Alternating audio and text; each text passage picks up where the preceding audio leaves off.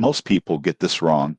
They think Metro Cash Advance is just another payday loan service. The surprising truth in 2026 is that it has transformed into a modern financial tool, offering early wage access, short-term installment options, and helpful spending insights. Here's how it works. Metro Cash Advance allows you to access a portion of your earned wages before payday, often within hours. This can cover urgent bills, unexpected expenses, or emergencies without relying on high-interest credit cards. The app also provides the option to split certain payments into manageable installments, helping you avoid large one-time expenses and better plan your monthly budget. The platform is user-friendly, with a clean dashboard to track advances, view repayment schedules, and monitor your spending habits. Push notifications remind you of upcoming payments, helping you avoid late fees and stay in control of your finances. The downside: overuse can be costly. Frequent advances or missed payments can accumulate fees quickly, so it's best used as a temporary solution rather than a long-term financial plan. Tips for responsible use: 1.